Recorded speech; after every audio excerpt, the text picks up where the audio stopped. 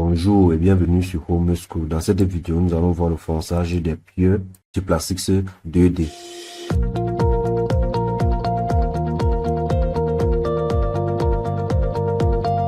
Le fonçage des pieux sur Plastix 2D permet de simuler l'installation des pieux dans le sol lors de l'analyse géotechnique. Cela permet de prendre en compte les effets de l'enfoncement du pieu sur le comportement du sol et les structures environnementales. De ce fait, on va donc commencer un nouveau projet. Nous venons donc ici sur Start et New. Et ici, nous allons donc écrire le nom du projet fonçage des pieux. Après, nous allons donc venir ici au niveau de modèle. Ici, au niveau de modèle, nous allons utiliser l'axe symétrie parce que nous sommes au niveau des pieux et les pieux sont circulaires. Donc, j'utilise l'axe symétrie parce que c'est l'option qui permet de, avec les éléments circulaires. Nous venons donc au niveau d'ici, au niveau de contour. X min est égal à 0. X max est égal à 30. Y min est égal à 0. Y max est égal à 18. C'est bon.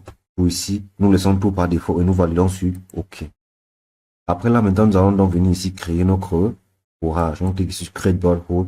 Nous venons ici à l'abscisse aux coordonnées 0, 0. Forage. Ici, donc, nous allons avoir deux matériaux, donc nous allons ajouter deux matériaux. On va mettre le niveau de la nappe phréatique ici à 18. Ici, notre premier matériau va commencer à 18. Avec une profondeur de 11. Donc, on va mettre ici 7. Et l'autre, ça sera jusqu'à la fin. On va donc commencer à assigner nos matériaux. Donc, on va créer nos matériaux en venant ici. On vient ici, nous sommes sur sol et interface. Nous cliquons sur nouveau. Ici, notre premier matériau à créer sera l'argile.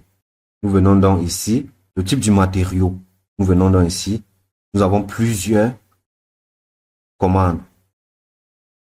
Les modèles du matériau ici, le linéaire élastique, modélise les matériaux qui se déforment de manière proportionnelle aux charges appliquées et récupèrent complètement leur forme initiale une fois les charges enlevées. Il est utilisé pour analyse simplifiée où les déformations non linéaires ne sont pas significatives. Nous avons le Moore Coulomb, un modèle élastoplastique simple qui décrit le comportement du sol en fonction de la cohésion, de l'angle de frottement interne, du module de Young et du coefficient de Poisson utilisé pour les analyses de stabilité et de calcul de déformation de base. Nous avons le Hardening Soil, est une méthode avancée qui considère le durcissement du sol avec des déformations plastiques. Il est plus réaliste que le modèle Moore Coulomb pour les sols non saturés et les analyses de grands déplacements. Nous avons le HS Small, une variante du modèle Hardening Soil, qui inclut également le comportement en petites déformations, permettant une modélisation plus précise des sols soumis à de faibles niveaux de contraintes. Nous avons le Soft Soil, conçu pour les comportements compressifs. Dans les sols compressifs, mous comme les argiles, en prenant en compte les comportements de consolidation et de fluage. Nous avons le Soft Soil Creep. Nous avons le Soft Soil Creep. Ici, il est similaire au modèle du Soft Soil, mais inclut aussi le comportement visqueux pour modéliser le fluage à long terme. Nous avons le Jointed Rock, utilisé pour modéliser les sols et les roches fissurées, tenant en compte des plans de faiblesse et des comportements anisotropes des roches jointées. Nous avons le Modify Cam Clay, un modèle avancé pour les argiles, prenant en compte les chargements de volume et le durcissement avec les contraintes effectives. NGI ADP, un modèle développé par l'Institut de géotechnique Norvège. Donc NGI, c'est Institut de géotechnique de Norvège. Pour les argiles sensibles et d'autres sols sujets à des comportements anisotropes. Nous avons UDC AMS, un modèle développé pour les sols non saturés intégrant des comportements spécifiques liés aux variations de la saturation. Nous avons le Hawk Brown, conçu pour les roches. Ce modèle tient en compte la rupture non linéaire des matériaux rocheux. Sekiguchi Ohata Inviskit, un modèle pour les sols non drainés basé sur les équations de Sekiguchi Ohata adapté aux sols sans viscosité. Nous avons ici, c'est avec viscosité, une variante incluant les effets visqueux permettant de modéliser le comportement à long terme sous charge constante. Et nous avons Concrete, utilisé pour les structures en béton prenant en compte des propriétés spécifiques comme la résistance à la compression et à la traction. Et enfin, nous avons User Define, permet aux utilisateurs de définir leur propre modèle de comportement en fonction des besoins spécifiques du projet. Et ici, nous allons utiliser le mot Coulomb. Et nous venons aussi au type de drainage. Le type de drainage a également plusieurs propriétés. Nous avons le drain. Ici, le drain, c'est la superposition, c'est la supposition que l'eau peut s'écouler librement à travers le sol et que les pressions interstitielles se dissipent rapidement. Il est utilisé pour les matériaux granulaires et dans les conditions de longue durée. On draine A. Modèle où le sol est considéré comme complètement saturé et ne permet aucun drainage pendant la charge. Utilisé souvent pour les argiles saturés à court terme. Donc, on draine B considère les effets de l'augmentation de la pression interstitielle due à la charge, mais utilise les paramètres du sol drainé avec une conversion à un état non drainé. On draine C utilise les paramètres de résistance non drainée spécifiques pour modéliser le comportement à court terme des sols argileux satureux. Non poreuse modélise des matériaux qui ne permettent aucun écoulement d'eau à travers eux, comme le béton ou des matériaux très imperméables. Et ici, nous allons utiliser on draine B. Donc, après avoir défini tout ça, vous pouvez donc définir vos matériaux comme vous voulez. Et ici, au niveau des gammas saturés, non saturés, je mets ici à 16, gamma saturé à 20. Nous venons au niveau des paramètres généraux. Au niveau des paramètres généraux, nous avons ici le module de Young. Le module de Young représente la rigidité du sol dans les conditions de contrainte effectives. Il est utilisé pour calculer les déformations élastiques du sol sous charge. Et ici, il vaut 5000. Nous descendons à nu. Nu qui est le coefficient de Poisson qui représente le ratio entre les déformations latérales et axiales sous une charge uniaxiale. Ce paramètre indique comment le sol se déforme en 3 dimensions lorsqu'il est soumis à des contraintes. Et ici, il vaut 0,3. Après, nous descendons ici à SU référence. Ici, c'est la résistance non drainée de référence. Elle représente la résistance au cisaillement non drainé du sol à un niveau de contrainte de référence. Ce paramètre est crucial pour modéliser le comportement du sol argileux sous des conditions non drainées. Et ici, ce paramètre vaut 5. Après, nous descendons ici au paramètre avancé. Au niveau des paramètres avancés, nous avons E incrémental, qui est le module du ion effectif initial, utilisé pour modéliser le comportement initial du sol avant tout durcissement ou autre changement dans les propriétés mécaniques. Et ici, ce module vaut 1000. Et nous descendons à gamma de référence. Gamma de référence, ce paramètre fait souvent référence à la contrainte volumétrique ou au poids volumétrique de référence du sol, utilisé pour ajuster les propriétés de rigidité en fonction des conditions spécifiques du projet. Et dans ce cas, ce gamma de référence vaut 18. Après, nous descendons ici au niveau des strengths, les paramètres avancés des strengths. Nous avons SU incrémental. Donc, c'est la résistance non drainée incrémentale. Ce paramètre est utilisé pour modéliser l'augmentation de la résistance non drainée du sol avec la profondeur ou avec l'application des contraintes supplémentaires. Et ici, ce paramètre vaut 3. Et je pense que nous avons terminé avec ceci. Nous passons maintenant au niveau de l'interface. Au niveau de l'interface maintenant, nous allons donc venir ici. Nous allons donc venir ici au niveau des strengths. Ça a 3 composantes, donc ça a 3 options. Ici, rigide indique que l'interface est rigide, c'est-à-dire qu'il n'y a pas de glissement entre les matériaux en contact. Nous avons manuel. Manuel ici permet à l'utilisateur de définir manuellement les paramètres de l'interface tels que les coefficients de friction et de cohésion pour simuler un certain niveau de glissement. Nous avons manual residual strength. Similaire à manuel, mais permet également de définir une résistance résiduelle qui sera utilisée après qu'un certain glissement ait eu lieu pour simuler le comportement post-fissuration et post-rupture.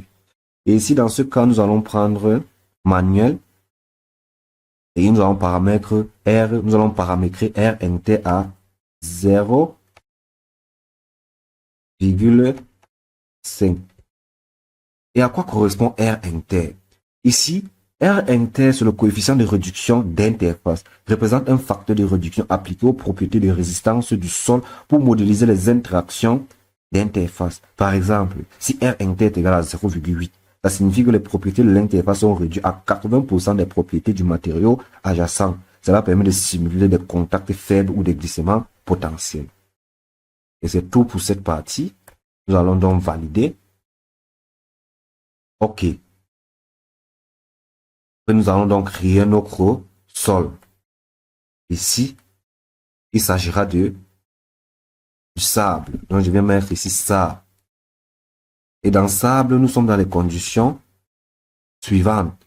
Le modèle du matériau, c'est HS small. Nous avons donc défini ce que cela veut dire. Et nous sommes dans la condition drainée A. En non drainé A. Et ici, nous sommes à 17. Et là, nous sommes à 20.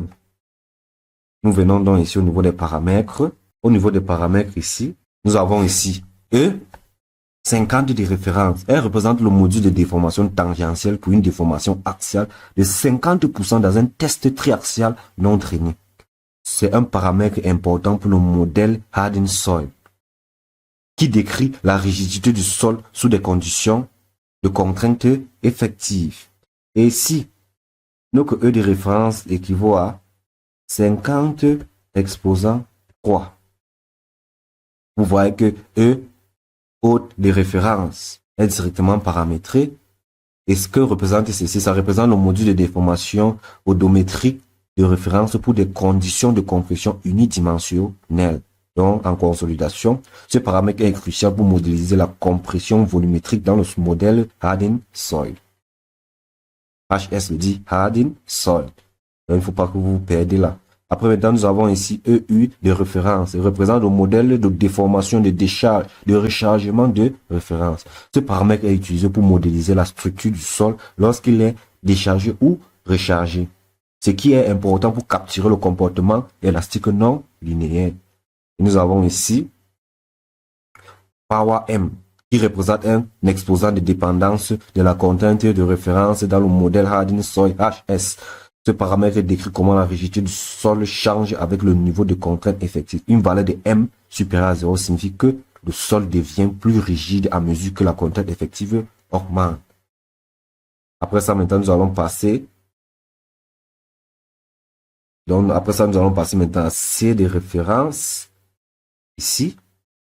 Ici, C de référence, c'est la cohésion effective du stress. Représente la cohésion effective du sol, c'est-à-dire la résistance au cisaillement due à la cohésion intergranulaire. Ce paramètre est utilisé dans le modèle de résistance comme mort pour l'homme et HS. Et ici, ça vaut 0. Nous avons phi, qui est l'angle de frottement interne, représente l'angle de frottement interne du sol. Une mesure de la résistance au cisaillement due à l'interaction entre des grains de sol. Cet angle est essentiel pour modéliser la résistance au cisaillement dans le sol granuleux et cohésif. Et ici, elle vaut 31. 31 plutôt. Non 32. Nous passons à phi. Que représente phi? Phi ici, c'est l'angle de dilatance.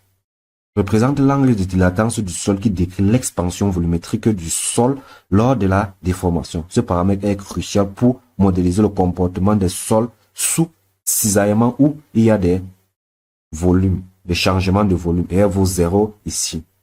Donc, dans le small strain, dans la rigidité en petite déformation. Et nous venons ici. Gamma 0,7, elle représente une contrainte de cisaillement de référence où la rigidité en petite déformation commence à diminuer. Ce paramètre est utilisé dans le modèle du Hardened Soil Small pour décrire la diminution de la rigidité avec l'augmentation de la déformation. Et ici, elle vaut 1 exposant moins 4. Et nous avons maintenant G de référence. Ici, elle vaut 120 exposant 3. Et R équivaut à quoi? R représente le module de cisaillement initial en petite déformation, c'est-à-dire le module de cisaillement à très faible déformation, souvent déterminé à partir des mesures de propagation d'ondes. Ce paramètre est essentiel pour modéliser la réponse du sol à des très petites déformations. Et je pense que pour ici, c'est bon. Je pense que pour ici, nous allons nous arrêter là.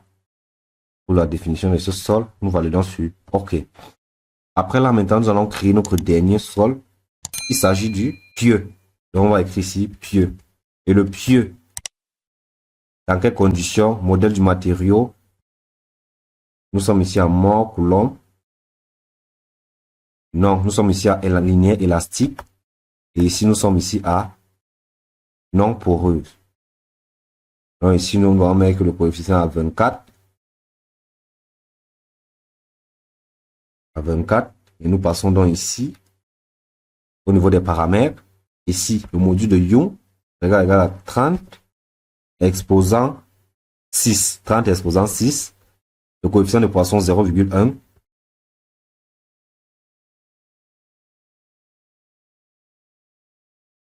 Nous validons sur OK.